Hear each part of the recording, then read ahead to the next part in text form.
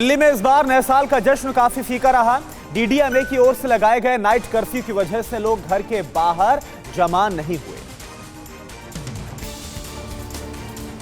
दिल्ली में इस बार नए साल का जश्न बेहद फीका और पिछले सालों की तुलना में नीरस नजर आ रहा है। लोग 2021 का बेसब्री से इंतजार जरूर कर रहे थे, लेकिन उसके उत्साह और उमंग में भारी कमी नजर आ रही है। आप देखिए, यहाँ पे हौज खास विलेज में कई सारे क्लब हैं और बहुत बड़ी संख्या में लोग पिछले सालों तक यहाँ आते रहे हैं। 5 लोग से ज़्यादा एक जगह नहीं जमा हो सकते हैं। ये सख्त नियम दिल्ली सरकार की ओर से लगाए गए हैं और उसका असर जो है यहाँ क्लबों के बाहर भी देखने को मिल रहा है। जहाँ और इस बीच एक बड़ी खबर, ईरान पर अमेरिका का संगीन आरोप।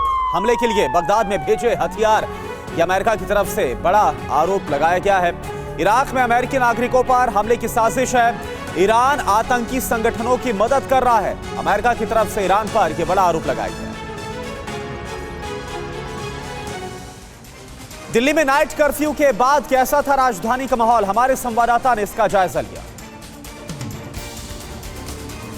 कोरोना काल में नए साल का जश्न मनाने के लिए लोग निकले तो जरूर हैं, लेकिन गाइडलाइंस का भी पालन किया जा रहा है। दिल्ली के कनॉट प्लेस के इलाके में मौजूद हैं। नई गाइडलाइंस के मुताबिक रात 11 बजे के बाद भीड़ भाड़ वाले इलाके में कोई नहीं जा सकता, किसी भी तरह की कोई गैदरिंग नहीं हो सकती। इस बार भीड़ भाड़ नहीं है कोविड-19 के चक्कर में। इस बार तो बहुत बुरा रहा, इस बार कुछ नहीं हो पाया, कुछ भी नहीं हो पाया। जो नए नियम हैं उनका पालन भी किया जा रहा है। कोशिश सबकी यही है कि गैदरिंग ना हो, एक जगह लोग इकट्ठा ना हो। देश में कोरोना वायरस की रोकथाम के लिए वैक्सीन के इमरजेंसी इस्तेमाल को लेकर तैयारियां जोरों पर हैं। कल इसे मंजूरी देने के लिए एक्सपर्ट पैनल की बैठक भी हुई है। 3 कंपनियों serum institute of India, Bharat biotech और फाइजर ने अपनी अपनी वैक्सीन के इमरजेंसी इस्तेमाल की मंजूरी के लिए आवेदन किया है। केंद्रीय स्वास्थ्य मंत्रालय की एक्सपर्ट कमेटी ने इस आवेदन पर विचार करने के लिए कल बैठक की और आज फिर चर्चा होने वाली है। स्वास्थ्य मंत्रालय के मुताबिक सीरम इंस्टीट्यूट ऑफ इंडिया और भारत बायोटेक के एडिशनल डाटा का आकलन चल रहा है, जबकि फाइजर कंपनी ने कुछ और समय मांगा है। सीरम इंस्टीट्यूट ऑफ इंडिया और एस्ट्राजेनेका की वैक्सीन को ब्रिटेन में इमरजेंसी इस्तेमाल के लिए मंजूरी मिल चुकी है। माना जा रहा है कि भारत में भी जल्द ही उसे मंजूरी मिल जाएगी।